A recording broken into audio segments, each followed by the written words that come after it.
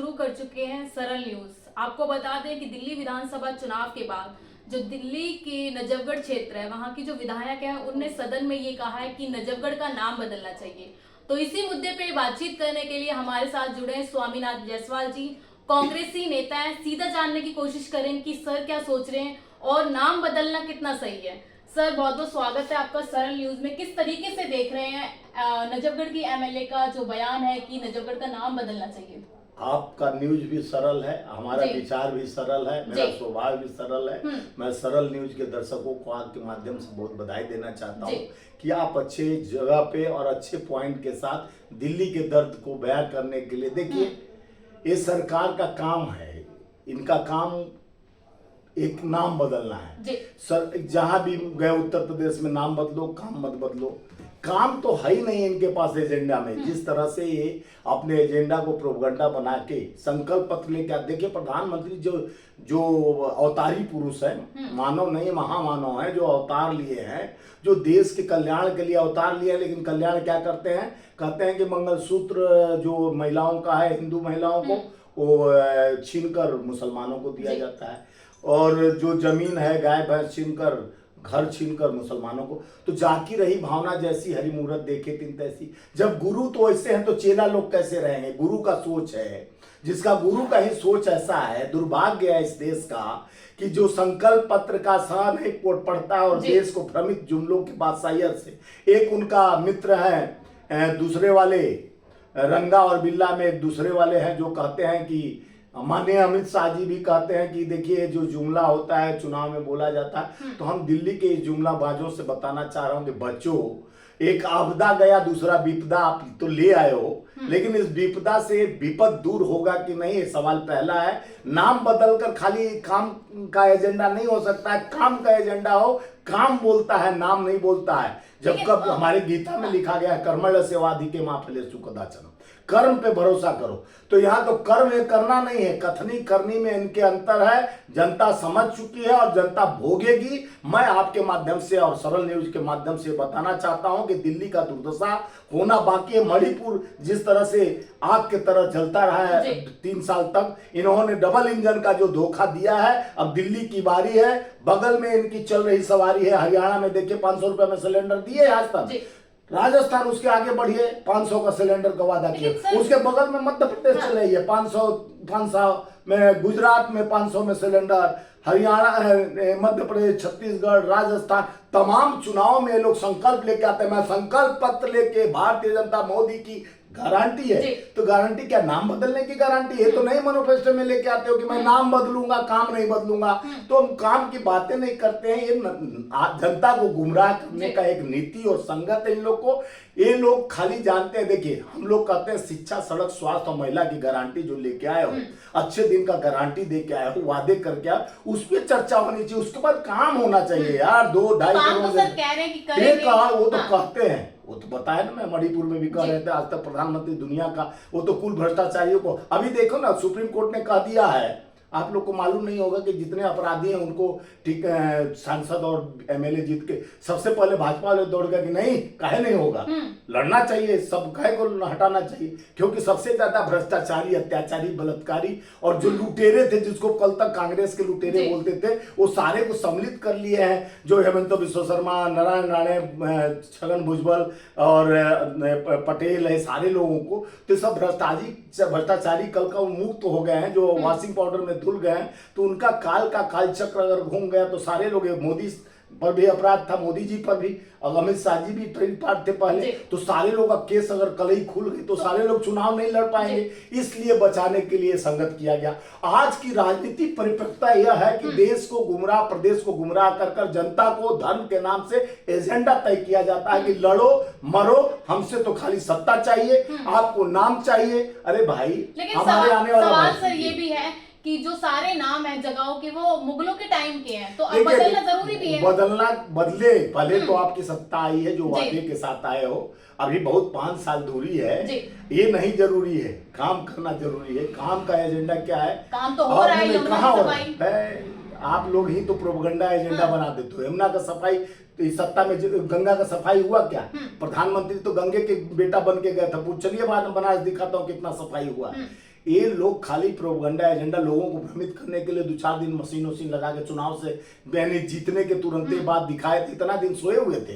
ये भी तो लोकसभा में 7-7 सांसद आपको दिल्ली दिया है, तो आपके सांसद क्या सो कर रजाई ओढ़े थे? लेकिन सरकार तो आम आदमी पार्टी की नहीं, सरकार थी, लेकिन ये जानती है ना दिल्ली केंद्र शासित सरकार थी। बिल्कुल बिल्कुल। और 7 सांसद आपका 3 टर्म से दे रहा है, तो दिल्ली आपको तो मौका दे रहा है ना केंद्र में, तो केंद्र का काम करने का नहीं हो, सांसद को निधि मिलती है ना, सांसद निधि। सांसद निधि से साफ सफाई चाहे व्यवस्था नहीं हो सकता।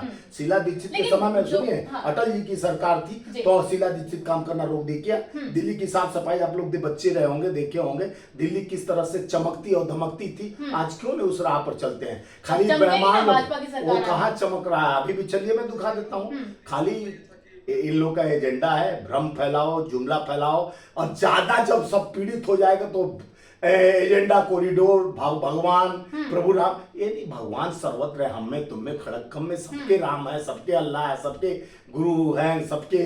देखिए हमारे चारों धर्म के लोग इस देश को बचाने के लिए, प्रदेश को बचाने के लिए त्याग तपस्या बलिदानी दिए हैं।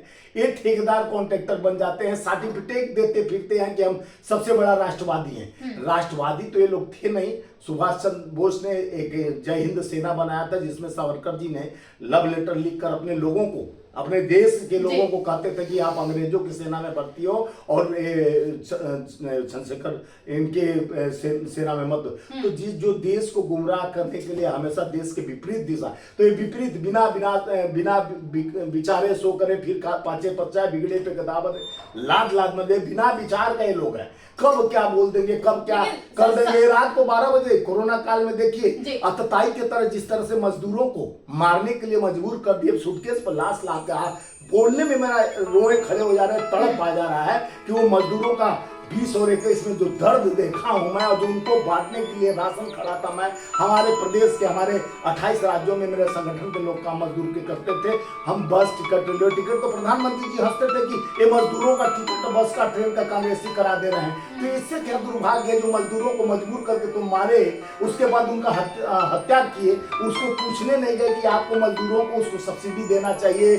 और जिस तरह से आनंद फानंद में कोरोना काल में हम लॉकडाउन लगा दिए तो कितने मौत हुआ, उसका डाटा भी श्रम मंत्रालय से हम लव लेटर पर लेटर लिखते गए, लेकिन कोई सुविधा दिया गया। तो इस तरह की सरकार है ना मजदूर। एक लास्ट सवाल ये है कि क्या लग रहा है, जिस तरीके से भाजपा लगातार ये कहती थी कि दिल्ली में अगर हमारी सरकार आती तो हम काम करेंगे, डबल इंजन की सरकार है, कितना सोच पा रहे कि हाथ कंगन को आरसी का, पढ़े लिखे को फांसी, क्या दिखेगा दिल्ली को, चमकेगा दिल्ली की, डूबेगा दिल्ली। एक गया क्या आपदा, जिसको ये मोदी जी आपदा नाम रखे हैं, आपदा गया, विपदा को हम स्वागत करते हैं, विपदा देखते हैं कितना दिन दिल्ली में तरक्की शुरू होगी। अब देखिए दिल्ली में इन्हीं की सरकार थी केंद्र में, और महिला सुरक्षा इन्हीं का गारंटी था, क्योंकि केंद्र शासित दिल्ली पुलिस है। लेकिन महिलाओं को, आप बहन बेटी हो, पार्क से निकलते महिलाओं को छेड़कर उनसे सोने छीन लिए जाते, बलात्कार किए जाते।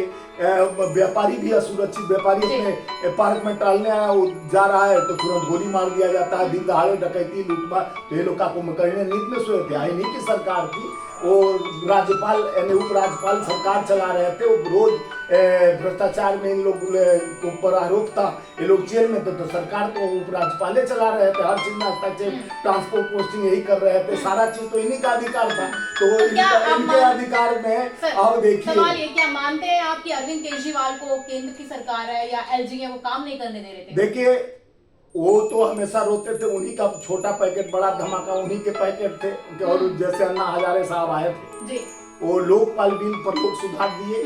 आज तक लोकपाल किसी भी भाजपा राज शासित 15 राज्य में, 15-20 राज्य में भाजपा की सरकार है, और उनके संबंधित 5-6 राज्यों में है। अन्ना हजारे कुंभकर्णी नींद में सो गए।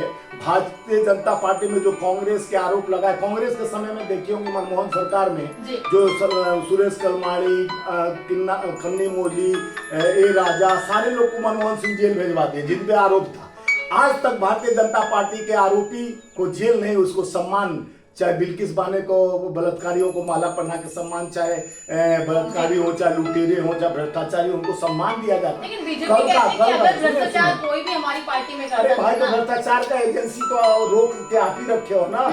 आपके हाथ में सत्ता है, सत्ता का भूख। देखिए इनके पर अपने आंध्र के जो मुख्यमंत्री चंद्रबाबू नायडू पे केस था उसको खत्म कर दिया गया।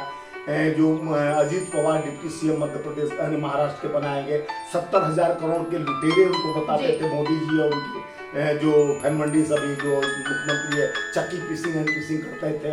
और उसके बाद आज क्या दशा दिशा हुआ, उनको उनके पर जो उनका पैसा सीज था, उनका सामान सीज था, घर सीज था, सब रिलीज हो गया, सब मुक्त हो गया। हेमंत बिश्व शर्मा 20 लाख करोड़ जब तक कांग्रेस में था 20 लाख करोड़ का उस पे जुल्म वो था, लुटेरा, उसकी बीबी पर केस चल रहा था, मुक्त हो गया। छगन भुजबल मुक्त, अजीत पवार मुक्त, यानी मुकुल राय मुक्त। ये महाराष्ट्र से बंगाल था, बंगाल से लेके गुजरात और गुजरात से लेके आसाम तक सारे लोग जो भ्रष्टाचारी थे तो भ्रष्टाचार मुक्त। तो ये सरकार एजेंडों की है, प्रोपगंडों की है, बड़े धंधों की है। इस सरकार से कोई अपेक्षा न करे। दिल्ली धन्य होगा जब इनके कुकत्र और व्यवहार को देखेगा। आने वाले 5 साल हमको भी झेलना है। क्या क्या मिल रहा है हम तो कहेंगे रेखा जी अपना रेखा खींच दिए, शीला जी का राह पकड़कर कम से कम जनता का काम कीजिए। ये नाम बदलने से कुछ नहीं होता।